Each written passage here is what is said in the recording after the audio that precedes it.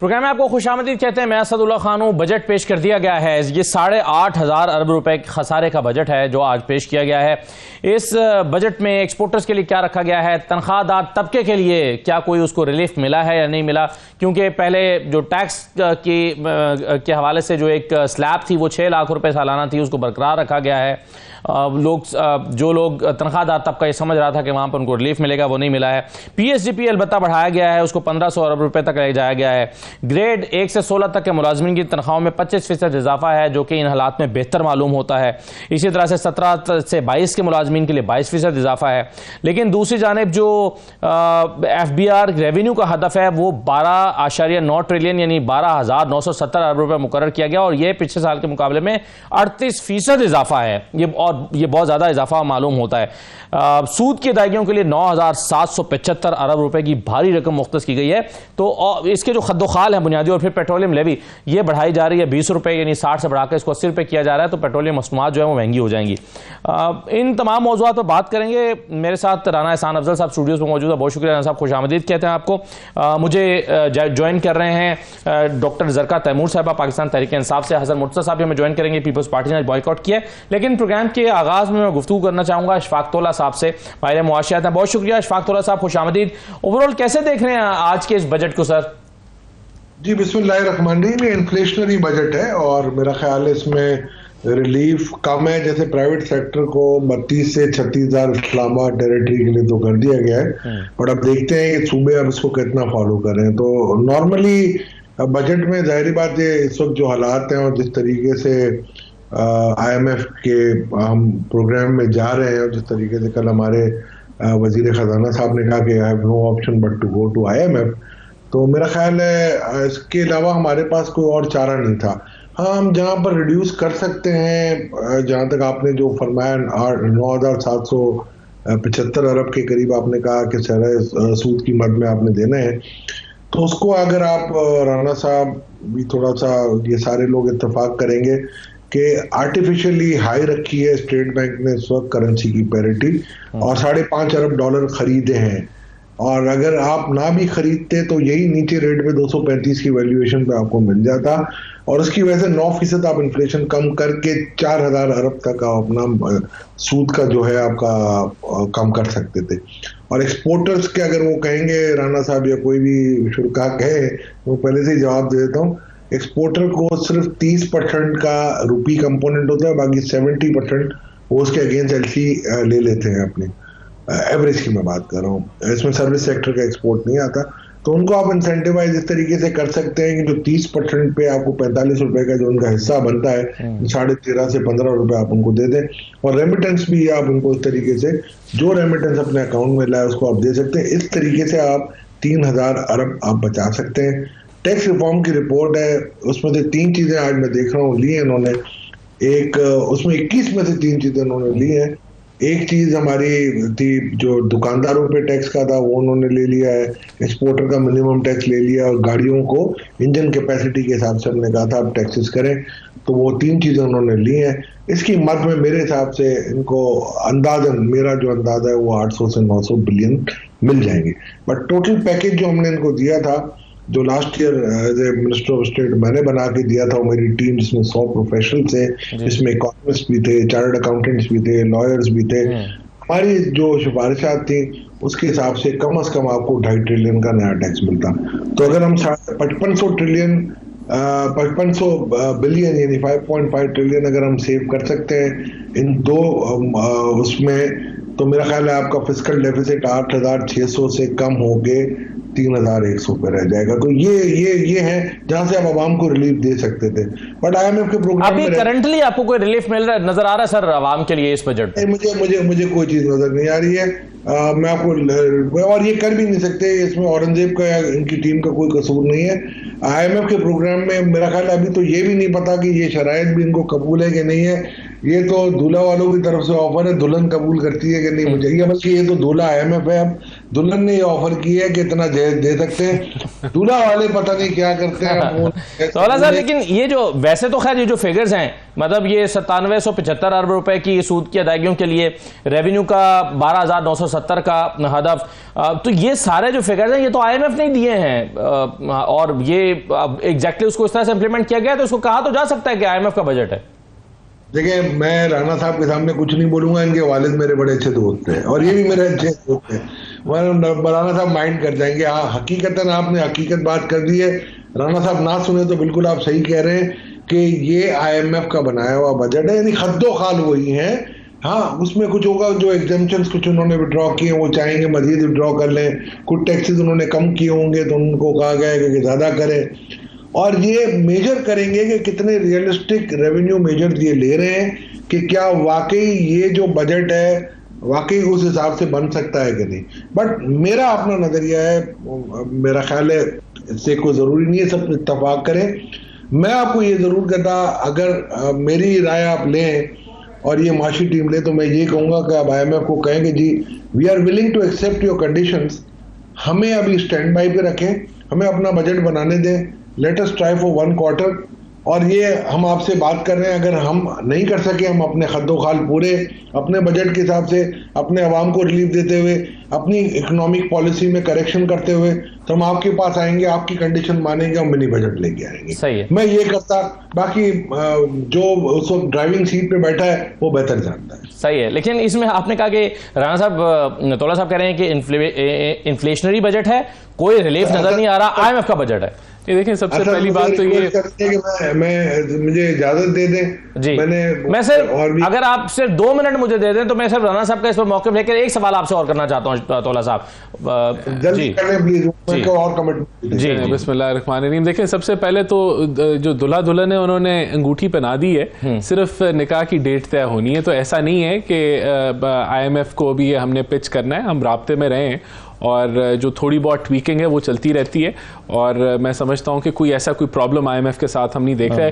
देखें, एक चीज़ मैं कहना चाहूँगा, पहले अगर आप नॉर्मल रूटीन देखें तो नॉर्मल रूटीन ये थी कि आप 1% सेल टैक्स की शरह बढ़ा देते थे, आप जो नॉन फाइलर्स को सेल करते थे तो उसमें भी 1% आप बढ़ा देते थे, वो 4%, तो वो हमने नहीं किया। तो this is out of the tradition कि हमने ओवरऑल सेल टैक्स की शरह को नहीं बढ़ाया, वो इन्फ्लेशनरी होता। बिल्कुल, देखें आखिर अब इन्फ्लेशनरी नहीं देखें, ऑब्वियसली इसके अंदर जो है टैक्सेस 1600 अरब के जो हैं वो पॉलिसी मेजर्स हमें पड़ रहे हैं, और देखें उसकी वजह है कि जब आप IMF के पास अब हम जा रहे हैं तो हम बिल्कुल उनको कहते हैं कि हम टैक्स पे बढ़ाएंगे, हम टैक्स एवेजन को रोकेंगे, इन्फोर्समेंट करेंगे, लेकिन वो उन मेजर्स को काउंट नहीं करते, तो हमें पॉलिसी मेजर्स लेने पड़ते हैं। और उसकी भी वजह है कि जो खान साहब की एक मिसट्रस्ट डेवलप हुआ वो बेहतर हो रहा है, और हमने देखें बात ये है बिल्कुल रियलिस्टिक नंबर है, और 31 से 32% टैक्स कलेक्शन में इजाफा है पिछले साल की बनिस्बत, तो ये थोड़ा सा उससे ज़्यादा है, और बिल्कुल हम इसको कवर करेंगे। इन्फ्लेशन का हदफ 12% है, 3.6% ग्रोथ है, बाकी 1600 के। एक चीज में तौला साहब जरा ये बता दीजिए, फिर मैं डॉक्टर जरका की तरफ बढ़ता हूँ, ये बता दीजिए कि ये एक तो इन्फ्लेशन का कम होना, 12 पर आ जाना या 11.7 पर आना, और फिर इन हालात में 25% तनख्वाहों में इजाफा, तो ये 25% तनख्वाहों में इजाफा हुकूमत ने, ऐसा लगता है कि आमतौर पर 10-15% होता है, अपनी कैपेसिटी से बढ़कर काम करने की कोशिश की है, तो ये काबिल तारीफ समझते हैं? तामुल से सुन लीजिएगा बस राणा साहब, जब तक आपका MEFP नहीं आएगा ना और फिर स्टाफ लेवल नहीं होगा, जब तक मंगनी मैं नहीं समझता होगी। मंगनी तो उस वक्त होगी जब स्टाफ लेवल आएगा, फिर शादी उस वक्त होगी जब बोर्ड अप्रूव करेगा। तो ये मैं ऐसे आदत मजाक कह रहा हूँ। दूसरी बात ये, इन्फ्लेशन ये न्यूमरेटर और डिनोमिनेटर का गेम हो चुका है। लास्ट ईयर बहुत ज्यादा एडजस्टमेंट्स हमने किए, इस मतलब हमने आर्टिफिशियली हाई रखा हुआ है, स्टेबल करेंसी भले आपने रखी है बट आर्टिफिशियली हाई रखी है। मैं राणा साहब को और पूरे पैनल को और आपको इस्लामाबाद आके दावत दूंगा, अगर ये 12% का इन्फ्लेशन होगा, अल्लाह हमें जिंदगियां दे, मैं आपको ये यकीन के साथ कह सकता हूं विद दिस बजट सिर्फ 2 से 2.5% इन्फ्लेशन तो आपका पेट्रोलियम लेवी पे आ जाएगा। और IMF की जो प्रोजेक्शंस हैं 329 पर डॉलर की जून 30 की, जो कि मंगनी का एक हिस्सा है इनकी, और इनकी जो कैलकुलेशन है 295 रुपए का। तो हर 10 रुपए की डिवैल्यूएशन पे 2% का इन्फ्लेशन लगता है, 10% वहां से एक्रू होगा अगर IMF की फिगर सही है तो। दूसरा, आप अभी फ्यूल एडजस्टमेंट, अब ये आप अपना एडजस्टमेंट करेंगे इसका, अपना क्या कहते हैं टैरिफ का, वो कम से कम आपका 3-3.5% एक्रू करेगा। इसके अलावा अगर आपने और कोई भी एडजस्टमेंट की, जैसे क्वार्टरली एडजस्टमेंट करते हैं, उसका 1 से 1.5% का फर्क पड़ेगा। और काफी आपने एग्जाम्पशनें विड्रॉ की हैं, उन विड्रॉल का भी काफी इंपैक्ट पड़ेगा। मैं आपको आज से बता रहा हूं, ये मेरे नजदीक मेरी एक पूरी इकोनॉमिक टीम है और आपने देखा होगा हम बड़े एफिशिएंटली इस पे काम करते हैं। और इनके वाले साहब हमारे बड़े अच्छे दोस्तों में से थे, तो वो भी हमारे बड़े मैं भी फैन हूं जी आपका। मैं नहीं, बिल्कुल आप मेरे भाई हैं, मगर ये दावत मेरी तरफ से पक्की होगी अगर 12% होगा, वरना राणा साहब हमें सबको खिलाएंगे। ये तय पा गया और ये अभी मंगनी नहीं हुई है, और ये न्यूमरेटर डिनोमिनेटर का गेम है, क्योंकि हमने एडजस्टमेंट नहीं की है। तो लास्ट ईयर जो 37% का अभी भी एवरेज जो इस साल का है ना असदुल्ला, वो 24.5 के करीब है। ठीक है, जो मैं मई तक की बात कर रहा हूँ, ये ईयर ऑन ईयर CPI की मैं बात कर रहे हैं हम, जो 11.8 की बात कर रहे हैं ना, ऑब्वियसली इस लास्ट ईयर उससे लास्ट ईयर से कहीं ज्यादा बढ़ा था। तो ऑब्वियसली एडजस्टमेंट भी काफी थी, डिवैल्यूएशन भी काफी थी, इस वजह से लास्ट ईयर भी एक, मैं आपको कोताही में एडमिट करूंगा कि ब्लूमबर्ग की वैल्यूएशन पे 245 का डॉलर था, उसी वक्त 280 रुपए का डॉलर मार्केट में था और इंटरबैंक में भी था। तो ये हम स्मगलिंग हम कंट्रोल कर रहे हैं, रेगुलेशन कर रहे हैं, ये बहुत अच्छी बात है। एक्सपोर्टर्स को इंसेंटिव करना, ये बहुत अच्छी बात है। रेमिटेंस को प्रमोट करना है, बहुत अच्छी बात है। बट इतना प्रेशर ना लें कि हम अपनी इन्फ्लेशन सिर्फ करेंसी की ओवर वैल्यूएशन की वजह से 9% रख लें। मेरा ये इख्तलाफ भी नहीं है, मेरी एक राय है जो मेरा ख्याल है इक़्तिदार के ऐवानों में राणा साहब पहुंचा दें। ठीक है सर, चलिए मैं आगे बढ़ता हूँ। बहुत शुक्रिया। मैं डॉक्टर ज़रका साहिबा, आज आपने एहतजाज किया, यानी तहरीक इंसाफ के लोगों ने, सुन्नी इत्तेहाद काउंसिल के लोगों ने, ये महज रवायत निभाई गई है या वाकई आपको इस बजट से कोई इख्तलाफ है? बिस्मिल्लाहिर्रहमानिर्रहीम। बहुत शुक्रिया असदुल्ला साहब। बात यह है कि ये मेरा चौथा साल है सेनेट में, और ये जो नाटक बजट का होता है, पहले तो कोई इतनी समझ नहीं आती थी, अब तो अच्छी समझ आ गई। बात ये है, ये इतनी बड़ी बड़ी बातें तोला साहब और राणा साहब, ये इकोनॉमिस्ट वाली बातें जो आम आवाम को समझ ना आए, और ये मजाक करते हैं आवाम के साथ, कभी शादी कभी मंगनी। भाई लोगों की जानों पे बनी हुई है, लोगों के पास खाने को नहीं है, उनके पास अपने बिजली के बिल देने के पैसे नहीं है, और आप हंसी मजाक में, यानी this is a predatory budget, जिसको शिकारी बजट कहते हैं। ये वो बजट है जो एक हेरोइन एडिक्ट ने बनाया है। ये जो पाकिस्तान के जो अशराफियां हैं, ये एडिक्ट्स हैं, they are addicted to US dollars, जो ये मांग के अपनी जेबों में डालते हैं, अवाम से उनके टैक्स लेते हैं, उनसे डायरेक्ट टैक्सेस, इनडायरेक्ट टैक्सेस। आप मुझे बताएं, 37% आपका इंपोर्ट बिल जो है वो आपका फ्यूल खरीदने में जाता है। आप क्यों नहीं ईरान से लेते तेल? क्यों नहीं ईरान से तेल लेते?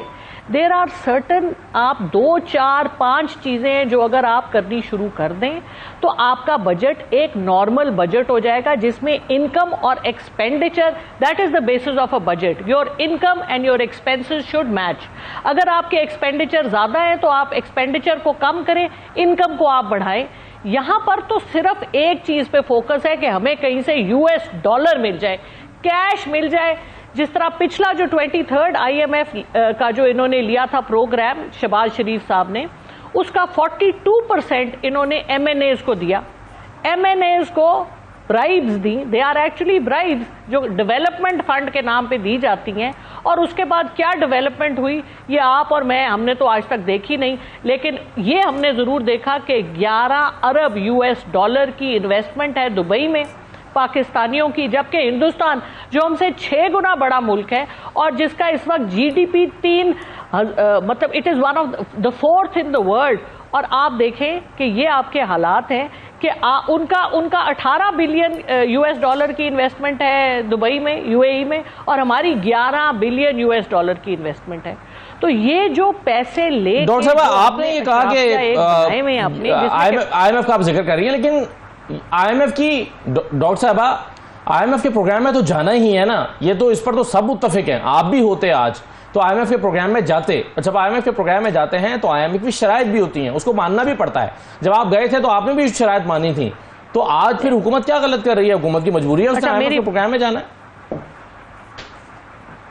नहीं, बात यह है कि देखिए, जब आप किसी के साथ बैठते हैं, जब आप किसी से निगोशिएट करते हैं, तो you negotiate from a position of strength. Negotiation is an art. अगर आपकी नीयत सही होगी तो आप बहुत कुछ, लेकिन जब आपकी नीयतें ही खराब हैं, जब आपका सिर्फ ये इंटरेस्ट है कि हमें डॉलर मिलने चाहिए, खा उसमें पाकिस्तान की अवाम के साथ जो मर्जी हो जाए, आप मुझे बताएंगे अपने खर्चे क्यों नहीं कम करते? अपने खर्चे कम करें। इस वक्त 10% आपका जो बजट है इसका जाएगा सिविल ब्यूरोक्रेसी के लिए।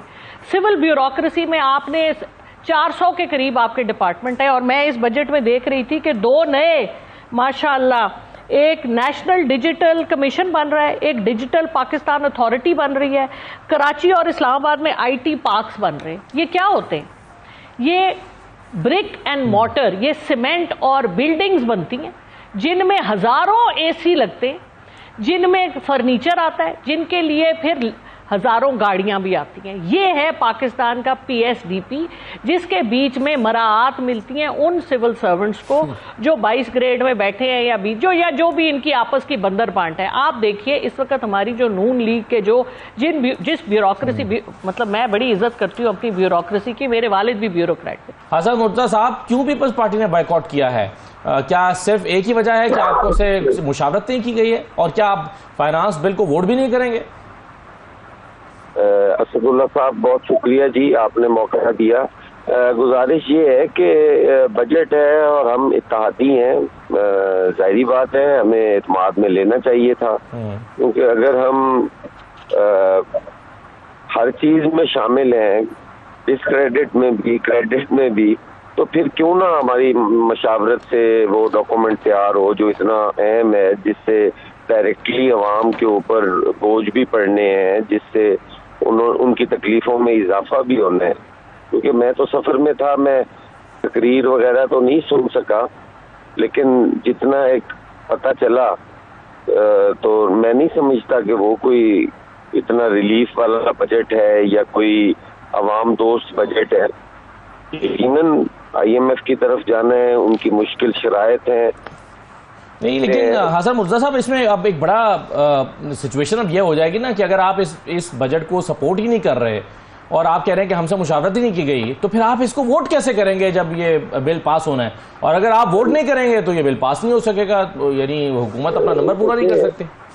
देखें, ये इस चीज पे तो दुनिया नहीं ना रुक जाती कि मुशावरत नहीं की गई तो हम उस पर इतना एक्सट्रीम स्टेप ले लें कि हम वोटिंग में हिस्सा ही ना लें या उसको वोट ही ना करें, उसकी मुखालिफत में दे दें। मुल्क को जो चैलेंजेस दरपेश हैं उनके लिए उसका सबको इदराक है। हम यकीनन तहफ़्फ़ुज़ात के साथ उनके साथ बैठे हैं, उनके साथ बातचीत कर रहे हैं, और आज भी जो ये सूरत हाल पैदा हुई उसमें हमारे बड़े कम लोग गए, और इसीलिए कम लोग गए कि पहले हमारे साथ बैठें, ये डिस्कस करें ये सारा क्या हो रहा है। जब चीजें खुलेंगी, सामने आएंगी, तो उसके बाद ही फैसला किया जा सकता है ना कि हमने फाइनेंस बिल पे वोट करना है या नहीं करना। सही है, बिल्कुल ठीक है, चल रहे हैं सर। लेकिन राना साहब, ये तो बड़ी एक यानी फिर तो आपका नंबर ही पूरा नहीं रहेगा फाइनेंस बिल में अगर आप पीपल्स पार्टी वोट नहीं करती। इतना इंपॉर्टेंट आपने क्यों नहीं, आपकी हुकूमत ने समझा कि उनको मुशावरत में शामिल किया जाए? नहीं, देखिए, परसों जो है फाइनेंस मिनिस्टर ने कोalition पार्टनर्स के साथ एक लंबी चौड़ी नशस्त की और हर फिगर और IMF के साथ जो बातचीत चल रही थी उसका भी इनके साथ एक डिटेल के अंदर जो है वो ब्रीफ इनको दिया गया, सवालात के जवाब दिए गए। कल प्रेसिडेंट साहब से प्राइम मिनिस्टर साहब मिले, वहाँ भी बजट के ऊपर जो है वो डिस्कशन हुई। देखें, बात ये है कि अगर इनके कंसर्न्स हैं, हम वो दूर करने के लिए बिल्कुल तैयार हैं। और अगर ये समझते हैं कि तैयार हो गया, नहीं वो तो अब हो गया ना, तो अब इस पर डिबेट होगी, ये कौन सा अभी ये कोई फाइनल, अभी इसके ऊपर अगर कोई अच्छी अमेंडमेंट्स प्रपोज होती हैं वो भी ली जा सकती हैं। तो ऐसा नहीं है कि विंडो क्लोज हो गई। हम अपने कोalition पार्टनर्स जो हैं इनके जितने गिले शिकवे हैं हम दूर करने के लिए तैयार हैं और हम इनके साथ ज़्यादा वर्किंग करेंगे। और हमें पूरी उम्मीद है कि ये पाकिस्तान को देखें, ये तो डिस्टेबलाइज करने वाले लोग नहीं हैं, ये तो इस्तेहकाम देने वाले लोग हैं। और ये बिल्कुल जो इनके साथ अगर ज़्यादा बैठने की और ज़्यादा डिस्कशन करने की ज़रूरत है वो बिल्कुल हम करेंगे। देखें मेरी बहन ने इतनी बड़ी वो जो तकरीर की कि गरीब को मार दिया, देखें 2.2% हो गई है इन्फ्लेशन, फूड इन्फ्लेशन। ये पिछले साल मई के अंदर 48% थी। तो अल्हम्दुलिल्लाह वो जो फिस्कल कंसोलिडेशन की, जो मैक्रो इकोनॉमिक स्टेबिलिटी हमने पिछले एक साल में की, उसका नतीजा ये कि एक आम आदमी के लिए खाने पीने की अशिया की इन्फ्लेशन ख़त्म हो गई, ना होने के बराबर होगी अल्हम्दुलिल्लाह। तो ये इन चीज़ों, बहुत सारे इकोनॉमिस्ट का मानना ये है कि ये आर्जी रिलीफ है, क्योंकि एक तो ऑयल प्राइसेस में इंटरनेशनल मार्केट में कमी हुई थी तो वो कम हुई, एक तो उसका रिलीफ आया। तो नहीं देखें जो अजनास हैं वो इस मौसम में अजनास नहीं आती है तो उसका फर्क पड़ा है। देखिए मेरी बात सुने, ये तो सारी चीजें फैक्टर्स तो होते हैं, लेकिन अल्हम्दुलिल्लाह हमारी आप जब लेवल लगाने जा रहे हैं पेट्रोलियम पे, मेरी बात सुने ना, दोबारा ऊपर चली जाएंगी। नहीं जाएंगी ना। हमने एक अच्छी टाइट मॉनेटरी पॉलिसी रखी जिससे हम इन्फ्लेशन को नीचे लेके आए, रुपए के अंदर स्टेबिलिटी आई क्योंकि आपका करंट अकाउंट डेफिसिट काबू में आ गया। ये सारे वो मेजर्स हैं जिनसे फर्क पड़ा। स्मगलिंग के ऊपर क्रैकडाउन हुआ, आपकी चीजें, वीट पहले स्मगल हो जाता था, शुगर स्मगल हो जाती थी, कीमतें ऊपर बढ़ जाती थी, वहां से कंट्रोल किया।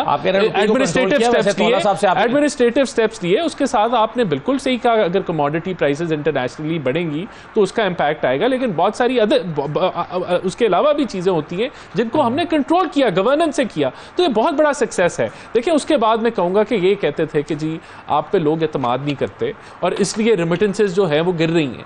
अभी पिछले महीने हाईएस्ट एवर रेमिटेंसेस आई। नहीं, लेकिन हाईएस्ट एवर, तारीख की हाईएस्ट एवर इस महीने में, आप मई की बात कर रहे हैं ना, मई में हाईएस्ट आई है क्योंकि जून में ईद है ना। तो हाईएस्ट एवर एक्सपोर्ट्स भी का नंबर भी बड़ा जबरदस्त आया और उसमें नॉन टेक्सटाइल एक्सपोर्ट्स बढ़ी, तो वो भी ये जो है ईद की वजह से होगी। ऐसे नहीं हुआ ना, उसमें ईद का फैक्टर भी होगा, इत्तेमाद का फैक्टर। अगर पहले इत्तेमाद की फुकदान था तो अब इत्तेमाद भी बढ़ गया। तो ये कहने का मतलब सब बुरे को मत दिखाएं, इन्फ्लेशन काबू में है, आपकी एक्सचेंज रेट स्टेबल। बिल्कुल ठीक है, मैं थोड़ा सा ब्रेक ले लूं। आप जो करेंसी की बात कर रहे हैं, अभी अशफाक तौला साहब ये कह रहे थे कि करेंसी की पैरिटी को आर्टिफिशियली हाई रखा गया है और अशफाक तौला साहब और उनकी टीम ये मानती है कि ये इस वक्त डॉलर जो है वो कोई 235 का होना चाहिए, ना कि 278 रुपए का। और वो कहते हैं कि ये सिर्फ एक्सपोर्टर्स को रिलीफ देने के लिए इसको हाई आर्टिफिशियली रखा गया है।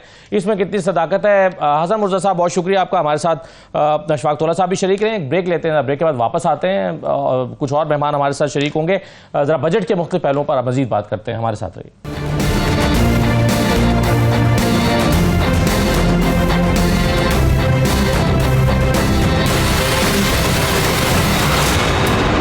के बाद आपको दोबारा खुशामदीद कहते हैं। हमारे साथ डॉक्टर सलमान शाह साहब मौजूद हैं, साबिक वज़ीर ख़ज़ाना। डॉक्टर साहब आपको खुशामदीद कहते हैं। हमारे साथ स्टूडियोज़ में अमानुल्लाह खान मौजूद हैं जो कि सीनियर नायब सदर हैं आपका पंजाब के, और आज एहतजाज कर रहे हैं इनके पूरे लोग जो यहाँ पर आए हुए हैं। ये एहतजाज क्यों कर रहे हैं बावजूद इसके कि 25% तनख्वाहें बढ़ गई हैं, इनसे पूछेंगे।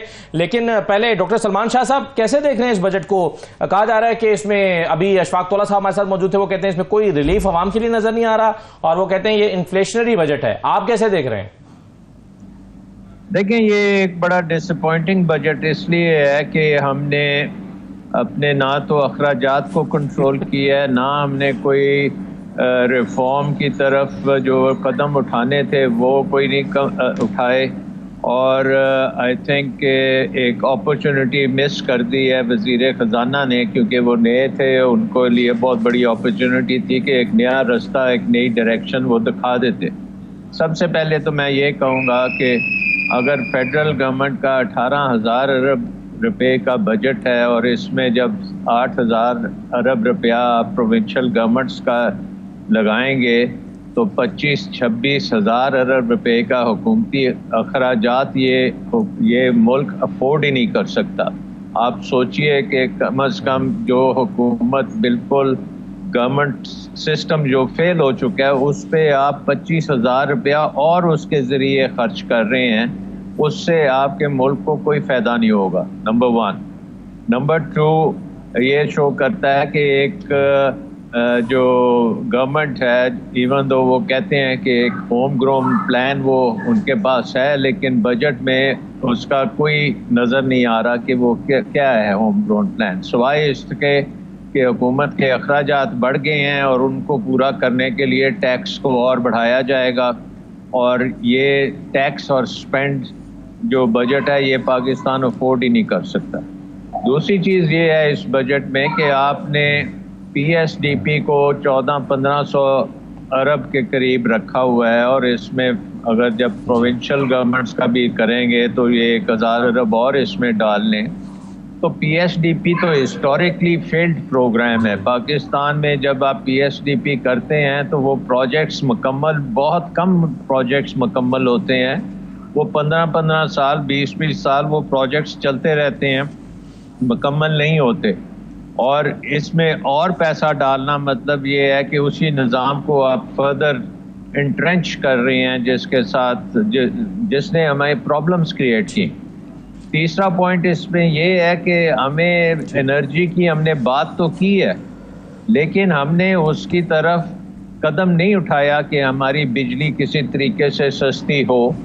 हमने बात की है कि हम उसकी चोरी रोकेंगे और हम उसकी ये डिस्ट्रीब्यूशन को पता नहीं क्या करेंगे, लेकिन असल चीज़ इस वक्त जो है जो हम कर सकते थे और जिसको पब्लिक तो कर रही है लेकिन हुकूमत उसके रास्ते में आ रही है, वो सोलराइजेशन है।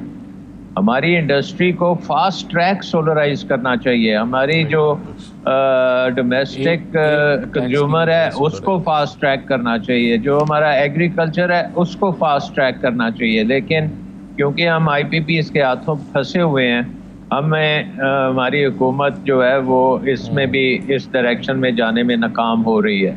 इसके बाद जो चौथी जगह जो मुझे लगी है कि हम कर सकते थे और जो हमने नहीं किया, और वो ये है कि FBR के ऊपर हमने बहुत ज़्यादा इन्हिसार कर रहे हैं। और FBR ही एक ऐसा अदारा है जो टैक्स एडमिनिस्ट्रेशन में फेल है, जो जिसने इन्वेस्टमेंट क्लाइमेट पाकिस्तान का तबाह किया हुआ है। हमारे बिजनेस को वो इन्वेस्ट नहीं करने देता। तो उसके बारे में बात तो की है इन्होंने डिजिटलाइजेशन की, बट उसका प्लान नहीं दिया कि FBR का जो नंबर 1 चीज़ होनी चाहिए, ये 25,000 लोगों की ऑर्गेनाइजेशन है। अगर आपने डिजिटलाइज करना है तो ये सिर्फ 4-5 हज़ार की ज़रूरत होगी, और इसमें टैक्स पेयर का और जो अदारे का कॉन्टैक्ट ख़त्म करना पड़ेगा। आपको सिर्फ सेल्फ असेसमेंट के तहत टैक्स फाइल करना चाहिए, उसके बाद कंप्यूटर्स सारे उसको वैल्यूएट करें और उसकी रसीद काट के टैक्स पेयर के हाथ में दें। और सब जब टैक्स पेयर को कॉन्फिडेंस बढ़ता जाएगा तो सारे लोग करते जाएंगे। सो टैक्स रिफॉर्म्स के ऊपर भी एक बहुत भरपूर काम हो सकता था जो नहीं किया गया। अनफॉर्चुनेटली सर ये 4 चीजें आपने डॉक्टर साहब कही हैं, ये तो बिगिनिंग है, बाकी और भी बातें हो सकती हैं। डॉक्टर साहब अगर आप इजाजत दें तो इन 4 चीजों का जवाब मैं आपसे और भी बात आपके के वापस आता हूं, लेकिन मैं डॉक्टर जरका का भी मौक़िफ़ जरा ले लूं, फिर आप इकट्ठा रिस्पॉन्ड कर दीजिएगा। डॉक्टर साहब ये 4 चीजें तो डॉक्टर सलमान शाह साहब बता रहे हैं, वो कह रहे हैं कि एनर्जी सेक्टर तो पाकिस्तान का एक इतना बड़ा एक प्रॉब्लम बन गया है। इसके बारे में बहुत सारे लोग एक्सपर्ट्स बहुत सख्त बात कह रहे हैं। वो कह रहे हैं कि जी इन हालात में पाकिस्तान जो है अपनी इकोनॉमी कभी ठीक नहीं कर सकता अगर ये जो एनर्जी सेक्टर है वो इस तरह से चलता रहा। FBR से हमेशा हम रिफॉर्म्स की बात करते हैं, तो कहां पर बेहतरी हो सकती है? नहीं आपकी हुकूमत होती तो क्या कर रहे होते आप?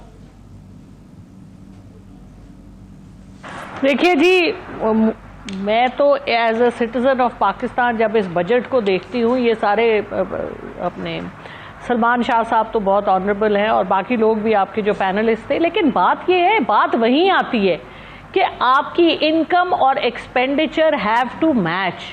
You can not have expenses that go beyond your income.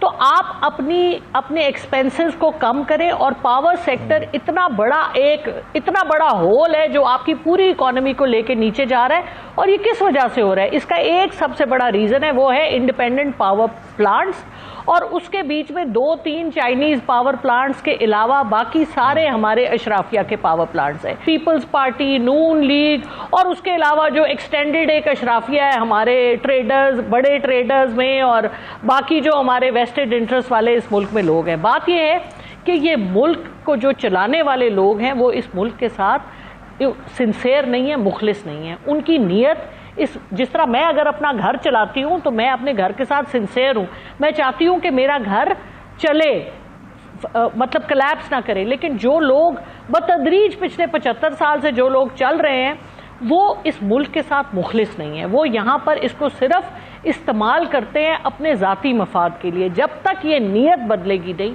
जब तक आप कुछ नहीं कर सकते। एक अंधे को भी, मेरे जैसे एक नॉन इकोनॉमिस्ट को भी समझ आ गई है कि ये सारा ड्रामा बड़ी आसानी से आप ठीक कर सकते हैं। 3-4 चीजें मैं आपको बताती हूँ। सबसे पहले तो ये कि आप ईरान से तेल लें, क्यों नहीं ले सकते आप? 4 साल में नहीं कर IMF सके। से आप क्यों नहीं निगोशिएट करते ईरान के ऊपर? क्योंकि you not interested, you are not interested. आपने ईरान के ऊपर जो अमेरिका की सैंक्शंस है आपने उनको निकाल के देखा। ऑयल के ऊपर सैंक्शन नहीं है, गैस के ऊपर सैंक्शन है।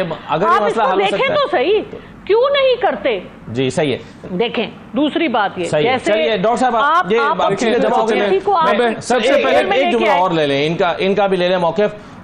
बिल्कुल ठीक है डॉक्टर साहब, जरा मैं वापस आता हूँ। अमानुल्लाह साहब, महंगाई की शरह 38% से आ गई है नीचे 12% पे, और आम तौर पे 10 या 15% तनख्वाहें बढ़ती हैं। इस दफ़ा हुकूमत ने 25% तनख्वाहें बढ़ा दी, आप फिर भी एहतजाज कर रहे हैं? देखें, मैं सबसे पहले गवर्नमेंट पाकिस्तान का शुक्रिया अदा करता हूँ कि उन्होंने तनख्वाहें जो हैं वो 25% बढ़ाई हैं और पेंशन जो है वो 22% बढ़ाई है। लेकिन आप ये देखें कि जितनी महंगाई है उस महंगाई के तनासब से तो तनख्वाहें हमारी कम हो गई है। नहीं, महंगाई कहाँ कम हुई है? देखें आप, बिजली जो है ना, हर महीने बिजली के चार्जेस बढ़ रहे हैं और हर महीने यूटिलिटी बिल्स जो है ना वो बढ़ रही हैं। गैस महंगी हो गई है, पेट्रोल महंगा, अभी ये जो टैक्स लगाए जा रहे हैं ये लगी है, इससे तो मज़ीद महंगाई आएगी। तो हमने ये जो खुशी थी कि जो 25% गवर्नमेंट ने हमें दिया है, ये तो टैक्स लगा के हमारी खुशी तो उन्होंने ख़त्म ही कर दी है। तो हम तो ये बहुत परेशान है कि हम तो हमारी तनख्वाहें पहले बहुत कम चाहते थे आप। देखिए जी, हमारा तो डिमांड ये थी कि कम से कम 200% करते, अगर 200% ना भी करते तो 50% तो कम से कम करना चाहिए। यानी जिसकी 50,000 तनख्वाह आप कहते हैं कि उसकी 2 लाख हो जानी चाहिए? नहीं, देखें जी, आप देख लें, गवर्नमेंट का एक सिटिंग मिनिस्टर है, वो ये कहता है, जिसकी तनख्वाह लाखों में है, वो कहता है जी कि मैं अपने चेक साइन करते हुए मुझे शर्म आती है कि 2 लाख रुपए या 3 लाख से मेरा घर नहीं चलता। तो एक 50,000 तनख्वाह लेने वाला और या 30,000 तनख्वाह लेने वाला अपना माहाना बजट कैसे बना सकता है? आप ज़रा अंदाज़ा लगाएं। देखें, ये महंगाई डेली बेसिस पे बढ़ रही है। हमारे हाउस रेंट जो है ना 2008 पे इन्होंने फ्रीज़ किए हुए हैं, 2008 के बाद आज तक हाउस रेंट नहीं पड़ा। आप देखें, सतम ज़रीफ़ी ये है कि 11 स्केल के एक मुलाजिम को 1850 रुपये हाउस रेंट मिल रहा है। 1850 रुपये में आप मुझे ये बताएं किस जगह पे कोई एक कमरा नहीं आता रेंट पे, और हम जो है ना वो 1850 रुपये हाउस रेंट मिल रहा है। हाउस रेंट 1850 रुपये मिल रहा है। सही है। और मेडिकल अलाउंस जो है ना आप हमें माहाना का ये दे रहे हैं 1500 रुपये। तो डॉक्टर के पास अगर एक दफ़ा चले जाए वो तो 2000 रुपये फीस लेता है और 50,000 का टेस्ट लिखवा देता है। तो ये यूटिलिटी इस पे आ जाए, यूटिलिटी अलाउंस भी डेली के आप देख रहे हैं, घी महंगा हो गया है, चीनी महंगी हो गई है, सस्ती हो गई, बाकी चीजें महंगी हो गई हैं। चलिए, ये आप कहने की बात है सस्ती होगी, मार्केट में जरा आप जाके देखें। राना साहब, आप ग्रोसरी खुद करते हैं वैसे आप? अच्छा चलें राना साहब, यहाँ से शुरू करें ना, PSDP से। डॉक्टर सलमान शाह साहब ने कहा कि 1500 अरब कर दिया गया और सूबों का मिला लें तो 1000 अरब और बढ़ जाएगा। वो कहते हैं कि नाकाम प्रोजेक्ट है, क्यों आप बढ़ा रहे हैं? 1000 अरब का पहले इनिशियल प्लान था, फिर आपने 250 अरब बढ़ाया, अब 1500 अरब कर दिया। देखें, पहली बात तो ये कि बहुत सारी आपको फॉरेन फंडिंग मिल रही है, उसका आपने रिपी कवर देना है। और PSDP को अगर आप स्टडी करेंगे तो उसमें ज़्यादातर जो फोकस है वो एनर्जी के प्रोजेक्ट्स के ऊपर है। तकरीबन 100% से ज़्यादा एलोकेशन बढ़ाई है, जिसमें आपकी ट्रांसमिशन नेटवर्क को स्ट्रेंथन करना है और उसका पेबैक 3 से 4 सालों के अंदर है। और ये ऐसे हाई प्रायोरिटी प्रोजेक्ट्स हैं जिनको इंशाल्लाह जल्द हम मुकम्मल करेंगे। फिर दूसरी बड़ी चीज़ जो इसमें है वो आपके वाटर बेस्ड प्रोजेक्ट्स हैं, डैम्स हैं। जितनी एलोकेशन अभी इंक्रीज़ हुई है शायद ही किसी दौर में हुई हो, और उसके अंदर हमें बड़ी मुश्किल से हमने फाइनेंसिंग दी है, तो वो हम उसको कवर कर रहे हैं। तो ये सारे वो प्रोजेक्ट्स हैं जो पाकिस्तान के ओवरऑल इंफ्रास्ट्रक्चर को इम्प्रूव करेंगे, वाटर की पॉइंट ऑफ व्यू से, वाटर रिजर्वॉयर और डैम्स के सस्ती बिजली, और फिर उसके साथ आपका एनर्जी सेक्टर, फिर इसके अंदर IT है और चीज़ें हैं। और इसके अंदर भी हमने देखें PPP मोड में जो पब्लिक प्राइवेट पार्टनरशिप है उसके अंदर 100 अरब के प्रोजेक्ट्स वो रखें। और ये ऐसा नहीं है कि ये नोशनल अमाउंट है, इसको हम टारगेट बेस किया है, मिनिस्ट्रीज को टारगेट दिया है कि आपने ये PPP करके दिखाना है, वरना आपको हम पेनलाइज करेंगे। तो हम we are going to public private partnership. आपने बात की, डॉक्टर साहब भी कह रहे थे, वो कह रहे हैं कि जी आप IPP के हाथों यरगमाल बने हुए हैं, सोलराइजेशन की हौसला अफजाई नहीं कर रहे। नहीं, अब ये देखें, अब सोलराइजेशन का प्रोपेगेंडा तो फट के आना जी, ना उस पे FED लगा, ना उस पे टैक्स लगा, ये पूरा जो एक प्रोपेगेंडा किया गया था कि पता नहीं क्या होना जा रहा है। प्रोपेगेंडा कौन कर रहा था? ये आपकी ये जेस्चर जो है वो आपके एनर्जी मिनिस्टर दे रहे थे। देखिए, टेलीविजन पर आकर कह रहे थे कि जी हम नेट मीटरिंग को खत्म करने का पर गौर कर रहे हैं, वो रूल आउट नहीं कर सकते। जिन लोगों को नेट मीटरिंग, जिन्होंने, हम तो इसको प्रमोट कर रहे हैं, सोलराइजेशन होनी है इस मुल्क के अंदर, और देखें ना उस पे FED लगी है, ना उस पे टैक्स लगा, हम उसको प्रमोट कर रहे हैं। और बिजली को भी देखें, हमारा 5 साल का टारगेट है कि हमने बिल्कुल जो इंपोर्टेड कोल है उसको खत्म कर देना है और लोकल कोल पे शिफ्ट करना है, और कोई ऐसा प्रोजेक्ट नहीं लगेगा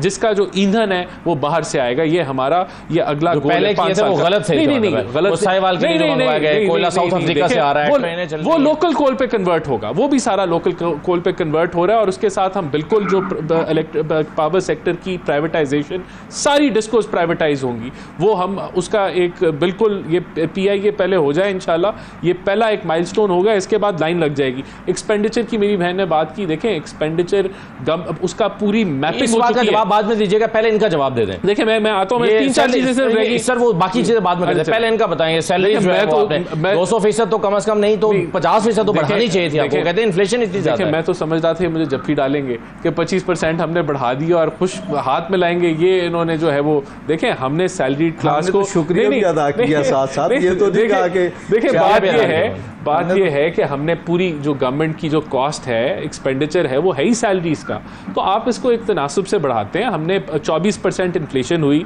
ऑन एवरेज, हमने 25% से इनकी सैलरीज बढ़ा दी। अगली इन्फ्लेशन 12% पे प्रोजेक्टेड है, वो अगली दफा अगर इन्फ्लेशन हुई ना, महंगाई की बात की, अगर बढ़ जाएगी तो अगली जो बजट है उसमें उसके मुताबिक कर देंगे, तो ऐसा कोई बात नहीं है। देखें दूसरी चीज ये कि हमने इनको प्रोटेक्ट किया, 200 यूनिट से नीचे हमने प्रोटेक्शन की है।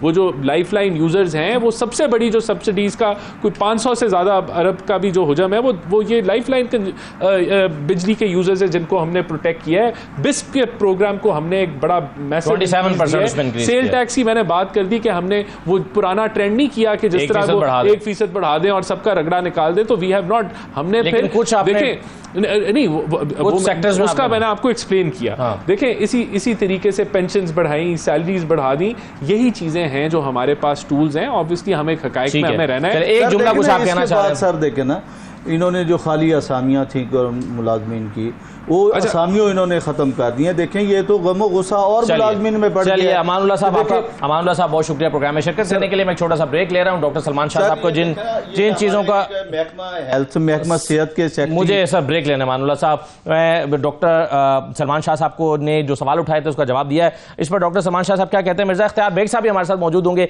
ब्रेक लेकर वापस आ रहे हैं, जरा उनका मौक़िफ़ भी जानते हैं। हमारे साथ रहिए।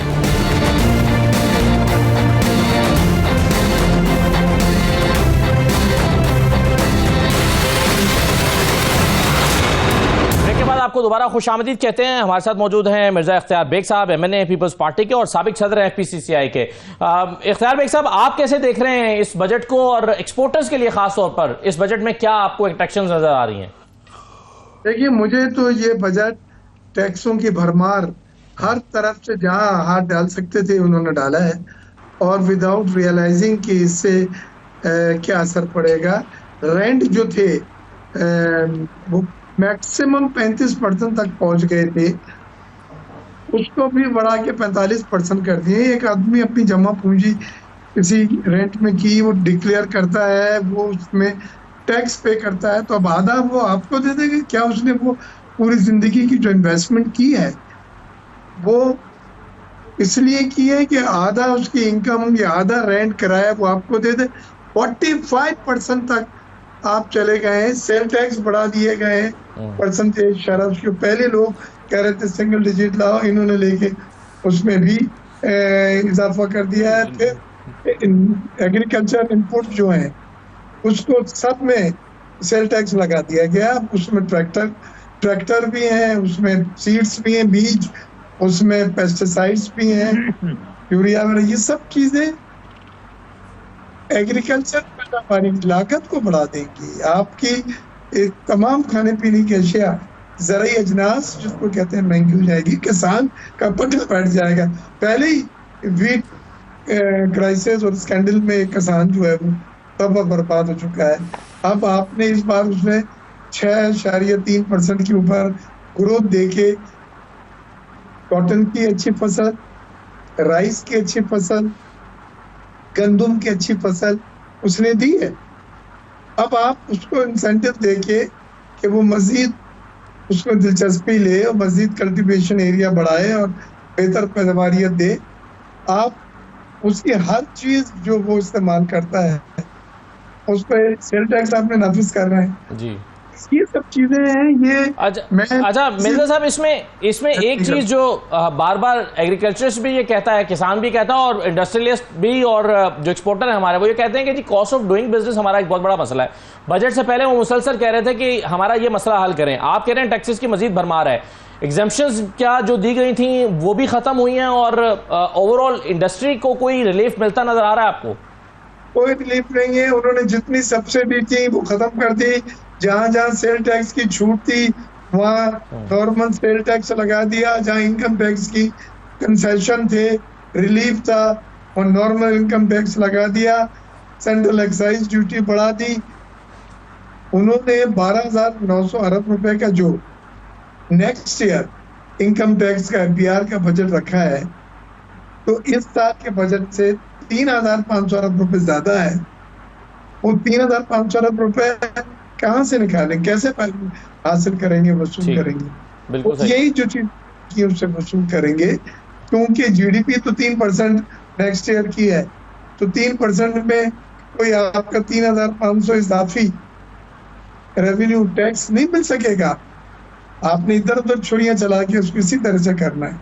सही है। आप कह रहे हैं कि टैक्सेस की भरमार है और जो सब्सिडीज थी वो खत्म की गई है, सेल्स टैक्स की छूट खत्म की गई है, इनकम जी जहां जहां छूट थी वो भी खत्म कर दी गई है। बिल्कुल सही है सर। मैं डॉक्टर सलमान शाह साहब, एक तो आपने अभी सोलराइजेशन की बात की थी, उसमें राना एहसान साहब कह रहे हैं कि कोई एक टैक्स भी उसमें नहीं लगाया गया और हम मुसलसल हौसला अफजाई कर रहे हैं सोलराइजेशन की, और बिल्कुल ऐसा नहीं है कि IPPs के हाथों में रकमाल बने हुए हैं। एक तो आप क्या इस जवाब से मुतमईन है, और दूसरा जो टैक्सेस, और जो मैंने एक्सपोर्टर्स की बात की है, आप इसको कैसे देख रहे हैं? एक्सपोर्टर्स के लिए क्या है इसमें?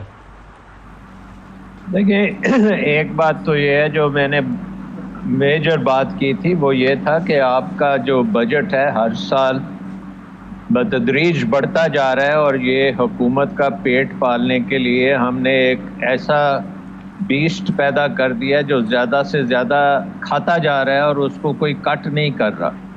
और राना साहब मेरे छोटे भाई हैं, बट इन पे मुझे बहुत उम्मीद है कि ये अब इस गवर्नमेंट में बैठ के ये डाउन साइज करेंगे, इस हुकूमत को बढ़ाएंगे नहीं। सो एक तो ये है कि डाउन साइजिंग और राइट साइजिंग करनी बहुत ज़रूरी है, और ये अनफॉर्चुनेटली क्योंकि वज़ीर ख़जाना तो नए हैं बट ये हुकूमत तो बहुत पुरानी है। यहाँ जो इफ्तिखार बेग साहब भी तो इसी हुकूमत का हिस्सा है ना, तो बजट इन्होंने दिया है जो बिजनेस एज यूजुअल, ये सारे हर दफ़ा यही इसी किस्म का बजट आता है। कोई रेवोल्यूशनरी चेंज, कोई रिफॉर्म, ये वो कुछ नहीं है इस बजट में। अब आप आ जाएं बात के एक्सपोर्टर्स के लिए। भाई एक्सपोर्टर्स के लिए तो और भी बहुत सी चीज़ें करने की ज़रूरत है, लेकिन उनको आप एक किस्म का पहले ही वो बैकफुट पे हैं और उनकी इंटरनेशनल मार्केट्स में कंपेटिटिवनेस बहुत कमज़ोर है, और वो बेसिकली एक तो कॉस्ट ऑफ डूइंग बिजनेस की वजह से है, दूसरा टेक्नोलॉजी और महारत की भी वजह है। लेकिन कम से कम कॉस्ट ऑफ डूइंग बिजनेस तो हमें उनकी कम करनी चाहिए थी ना, तो वो उसकी तरफ भी कोई ख़ास कदम हमने नहीं उठाए। सो जनरली स्पीकिंग मेन मकसद ये है कि ये इसको आप रिफॉर्म बजट किसी सूरत नहीं कह सकते, इसको आप बिज़नेस एज़ यूजुअल कहेंगे, और पाकिस्तान के हालात इस किस्म के हैं कि बिज़नेस एज़ यूजुअल चल नहीं सकता। सो आई होप कि ये अब बैठ के सब बैठेंगे। मेरे नज़र में तो सबसे पहले कम से कम 4 से 5 हज़ार अरब रुपया आपको अखराजात से निकालना पड़ेगा। ये मैं दोनों की बात कर रहा हूँ, प्रोविंशियल और फेडरल गवर्नमेंट की, कि 24,000 अरब का बजट नहीं होना चाहिए, 20,000 से नीचे होना चाहिए। और हमें प्राइवेट सेक्टर को आगे लाना चाहिए, उनको रियल स्पेस देनी चाहिए। ये नहीं है कि हर काम हम हुकूमत से करें और हुकूमत का ब्यूरोक्रेट उसके ऊपर बैठ जाए। पीएसडीपी को तो बिल्कुल हमें ख़त्म कर देना चाहिए, क्योंकि एक नाकाम अदारा है, उसने अभी तक कभी कोई डिलीवर नहीं किया। उसके और भी तरीके हैं, फाइनेंस में बेशुमार तरीके होते हैं, आप कर सकते। ये नाकाम अदारे को खत्म करना चाहिए क्विकली जी। और हिंदुस्तान में ये खत्म हो चुका है। कर दें राणा साहब, एक तो कह रहे हैं टैक्सेस की भरमार है और एक्सपोर्टर्स को तो आपने कोई जी कुछ और भी ये मैं कह रहा था कि मोदी साहब ने इसको आज से 10 साल पहले खत्म कर दिया हुआ है, खत्म कर दिया था जी। राणा साहब देखिए, बात यह है कि हम बिल्कुल पब्लिक प्राइवेट पार्टनरशिप मोड में जाना चाहते हैं और देखें इस दफ़ा पहली दफ़ा हमने उसको टैक्सेस की भरमार है। नहीं साहब कह रहे हैं, और वो नुमाइंदगी भी करते हैं फेडरेशन की, जो इंडस्ट्रियलिस्ट हैं उनको भी उनके इंटरेस्ट। देखिए, हमने सैलरी क्लास को तो प्रोटेक्ट किया, नंबर एक। उसके बाद हमने किस पे टैक्स लगाया? हमने अगर एक्सपोर्टर्स पे टैक्स लगाया, नहीं, जो अगर एक्सपोर्टर पे हमने टैक्स लगाया जो कि 30 अरब डॉलर की एक्सपोर्ट करता है लेकिन 70-80 अरब डॉलर वो इनकम टैक्स में देता है, तो क्या हमने गलत किया? देखें, क्या इनकम्स बराबर नहीं होनी चाहिए, उनको इक्वली ट्रीट नहीं करना चाहिए? और देखें, एक टाइमलाइन होती है, ये एक बहुत अरसे से ये मराज चलती आ रही थी, और आप हर इनकम को, जो डोमेस्टिक की इनकम है वही एक्सपोर्टर की इनकम है, तो उसको अगर हम बराबर कर रहे हैं, ये तो हम अशराफिया पे हाथ डाल रहे हैं ये तो। और देखें, जो उन्होंने बात की 45% स्लैब कर दिया, किसके लिए किया है? नॉन फाइलर के लिए किया। अगर वो फाइलर बन जाएगा और उसका जो लोअर स्लैब होगा तो वो 5% टैक्स देगा। तो कहने का मतलब जो नॉन फाइलर है उसको बहुत शुक्रिया सर आपका प्रोग्राम में शिरकत करने के लिए। तमाम मेहमानों को शुक्रिया, इजाज़त दीजिए, अल्लाह हाफ़िज़।